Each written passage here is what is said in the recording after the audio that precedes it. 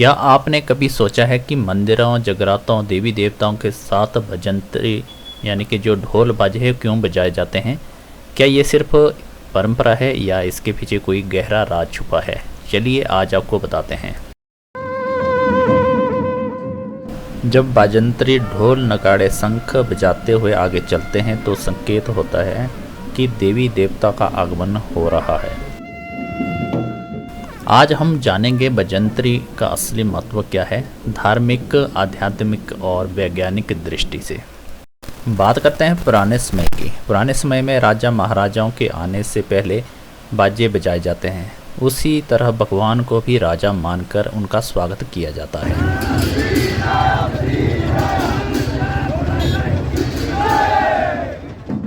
बजंत्री की ध्वनि को शुद्ध माना जाता है। जब ये आगे आगे चलते हैं तो रास्ते में जो भी नकारात्मक ऊर्जा होती है उसको दूर हो जाती है, वातावरण पवित्र और शुभ बन जाता है। धार्मिक मान्यता के अनुसार तेज ध्वनि बुरी शक्तियों को दूर रखती है। भगवान के आगे चलना एक तरह की सुरक्षा और सम्मान दोनों का प्रतीक है। बजंत्री आगे इसलिए चलते हैं क्योंकि भगवान के आने की घोषणा करते हैं, रास्ता को शुद्ध करते हैं, माहौल को भक्तिमय बनाते हैं, लोगों को जोड़ते हैं और नकारात्मक ऊर्जा को दूर रखते हैं। यानी कि एक तरह का भगवान के लिए जो रास्ता है उसको शुद्ध करते हुए चलते हैं। हमारे शास्त्रों में नाद ब्रह्मा कहा गया है, ध्वनि ही ईश्वर का रूप है। इसलिए बाजंत्री आगे चलते हैं तो वह ध्वनि पहले फैलती है और एक आध्यात्मिक माहौल तैयार करती है, जिसके बाद देवी देवता आते हैं। बाजंत्री की आवाज़ सुनकर लोग खुद ही जुड़ते रहते हैं और आकर्षित भी होते हैं। जैसे कोई भी जुलूस या शोभा यात्रा निकलती है तो उसमें अपने आप जुड़ते रहते हैं। इससे भक्ति का जो माहौल है और भी बड़ा और जीवंत बन जाता है। जब ढोल, नगाड़े, शंख और मंजीरें बजती हैं तो ध्वनि सीधा हमारे मन और आत्मा को छूती है।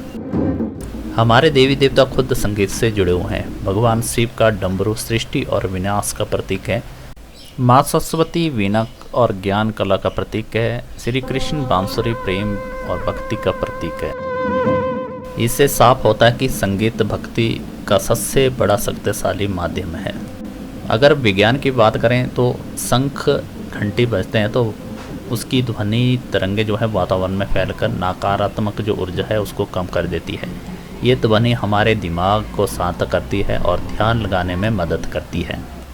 इसलिए मंदिर में प्रवेश करते ही घंटी बजाने की परंपरा है। जब कई लोग मिलकर भजन कीर्तन करते हैं और बजंत्री बजाते हैं तो एक अलग ही ऊर्जा बनती है। इससे मन खुश हो जाता है और भक्ति में पूरी तरह लग जाता है। पुराने समय से माना जाता है कि तेज और पवित्र ध्वनियाँ जैसे शंख और नगाड़े नकारात्मक जो शक्तियाँ उनको दूर रखती है।